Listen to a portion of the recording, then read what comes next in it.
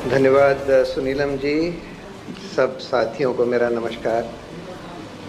ये कॉन्फ्रेंस एक बहुत ही अहम मुद्दे पर हो रही है और बहुत ही अहम समय पर हो रही है। फिरोज़ ने आपको जो कुछ बताया पुलवामा के बारे में, उससे बहुत सारे सवाल खड़े होते हैं। कुछ सवाल तो इसके ऊपर हैं कि ये सब होने कैसे दिया गया, कैसे हो गया, कैसे और क्यों इन जवानों को एयरलिफ्ट नहीं किया गया और बसों में भेजा गया, किस तरह की बसों में भेजा गया। उसके बाद जो इतने सारे इंटेलिजेंस अलर्ट्स आए जिसमें सब में ये वार्निंग दी गई थी कि इस तरह का कोई आतंकी हमला होने वाला है, उनको क्यों इग्नोर किया गया। जो स्टैंडर्ड ऑपरेटिंग प्रोसीजर था, जो बिल्कुल लिखित में था कि जब ऐसा आर्मी कॉन्वॉय चलेगा हाईवे पर तो उसकी जितनी साइड रोड्स होंगी उनको बैरिकेड किया जाएगा, वो क्यों नहीं किया गया। इस तरह की इतना सारा आरडीएक्स कहां से आ गया, कैसे आ गया, और उस गाड़ी को सीधा कॉन्वॉय से टकराने कैसे दिया गया, बैरिकेड क्यों नहीं किया गया। कि 3 घंटे तक प्रधानमंत्री इस पर कुछ नहीं बोले। कहते हैं कि मैं जंगल में था, आउट ऑफ कम्युनिकेशन था, और 1 घंटे के बाद सत्यपाल मलिक जी के पास उनका फोन आता है और कहते हैं इसको दबा कर रखो, इस पर अभी कुछ मत बोलो। सबसे बड़ा सवाल यह है कि इतना बड़ा इंसिडेंट हो गया, इतने सारे हमारे जवान शहीद हो गए, उसके बाद कहते हैं, सरकार कहती है कि हमने कोई इंक्वायरी कमेटी बनाई हुई है। इतने साल हो गए, 5 साल हो गए, किसको जवाबदेह ठहराया गया।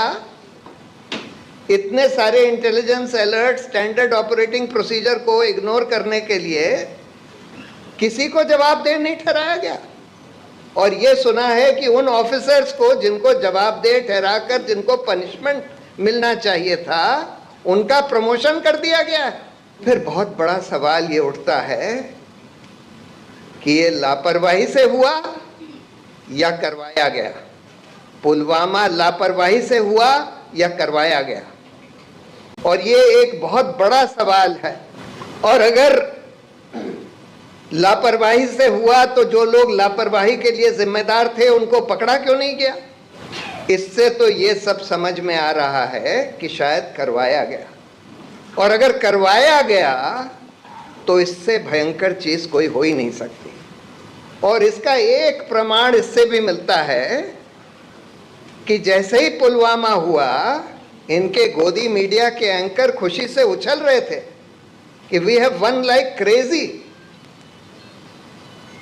मतलब 40 जवान शहीद हो गए और मीडिया के एंकर खुशी से उछल रहे हैं कि we have won like crazy. और इसलिए ये बात इतनी अहम है क्योंकि आज जो मेरे पास सूचना आ रही है, और एक सोर्स से नहीं कई सोर्सेज से आ रही हैं, और क्रेडिबल सोर्सेज से आ रही हैं, कि अब पुलवामा 2 और बालाकोट 2 की तैयारी चल रही है। और क्या तैयारी चल रही है, जो मुझे सुनने में मिला है, मैं उसको ऑथेंटिकेट नहीं कर सकता, ना ही ये बता सकता हूं कि किन लोगों ने मुझे ये बताया है कि पुलवामा 2 जो होगा वो अयोध्या मंदिर पर कोई अटैक होगा जो कि जैश ए मोहम्मद या अल-कायदा होगा या करवाया जाएगा। और बालाकोट 2 जो होगा वो पाकिस्तान ऑक्यूपाइड कश्मीर में इनकर्जन, यानी कि ग्राउंड मूवमेंट। सिर्फ अब की बार बमबारी नहीं, अब की बार जो सुना, और मल्टीपल सोर्सेस से सुनने में आ रहा है कि अब की बार थोड़े से ग्राउंड ट्रूप्स भी भेजे जाएंगे। इसलिए नहीं भेजे जाएंगे कि हम पाकिस्तान ऑक्यूपाइड कश्मीर पर कब्जा कर लें, लेकिन ये दिखाने के लिए, जैसे बालाकोट में इन्होंने दिखाने की कोशिश करी कि भाई हमने पाकिस्तान के ऊपर बम गिरा दिए, वो बम से कुछ हुआ हो ना हुआ हो, बम कहाँ गिरे कुछ किसी को पता नहीं, लेकिन बम गिरा दिए और उसके आधार पर चुनाव बिल्कुल 2019 का पलट गया। जहां पुलवामा बालाकोट के पहले ये सब लोग मान रहे थे कि अब की बार इनकी मेजॉरिटी नहीं आने वाली, पुलवामा बालाकोट से सब कुछ पलट गया। बहुत सारे लोग ये भी मान रहे थे कि उसके बाद भी इनकी मेजॉरिटी नहीं आने वाली। आज तो खैर हिंदू के अखबार में एक बहुत बड़ा लेख आया है कि जहाँ जहाँ बहुत क्लोज कॉन्टेस्ट था, यानी कुछ 100 का मार्जिन था, वहाँ करीब करीब सारे इलेक्शंस में भाजपा जीत जाती है, और खासकर वो भाजपा रूल्ड स्टेट्स में। तो ये कैसे हो गया कि जहाँ इतना क्लोज इलेक्शन हुआ सभी में भाजपा जीत गई? तो ईवीएम में कुछ हुआ, कुछ और मैनिपुलेशन हुआ, ये हम नहीं कह सकते, लेकिन खैर अगर हम ये भी मान लें कि पुलवामा बालाकोट से इलेक्शन पलट गया, तो आज इसकी बहुत बड़ी आशंका है। और यही बात सत्यपाल मलिक जी ने हाल में एक इंटरव्यू में बोली, ये लोग चुनाव जीतने के लिए कुछ भी करवा सकते हैं। ये बात बिल्कुल सही है। जो प्रधानमंत्री 3 घंटे तक पुलवामा जैसे हमले के बारे में कुछ नहीं बोलता, जो प्रधानमंत्री 3 महीने तक मणिपुर के बारे में कुछ नहीं बोलता,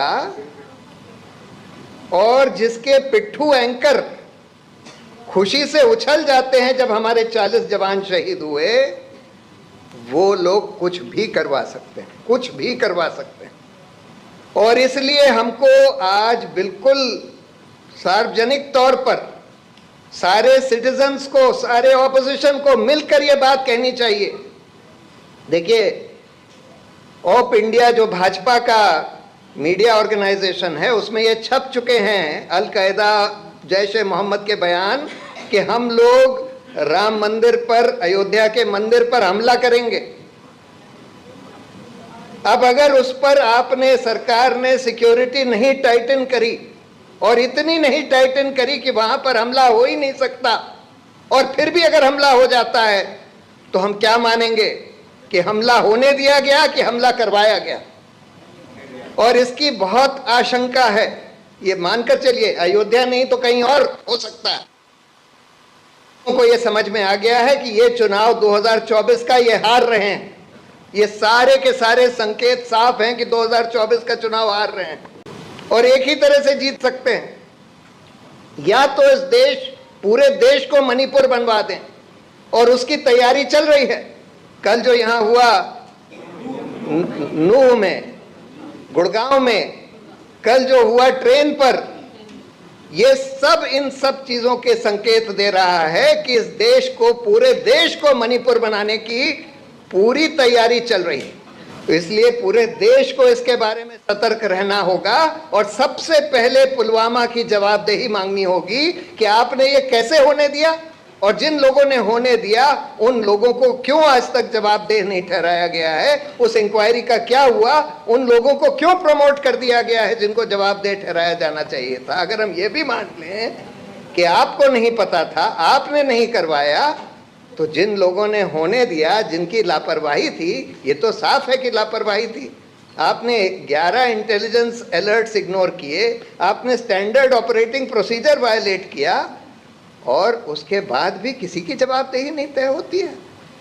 तो इसलिए हम लोगों को ये सवाल पूछना होगा, इसकी इंक्वायरी रिपोर्ट मांगनी होगी, और पूरे देश को आगाह करना होगा कि इस तरह की घटना फिर से करवाई जा सकती है। बहुत बहुत धन्यवाद।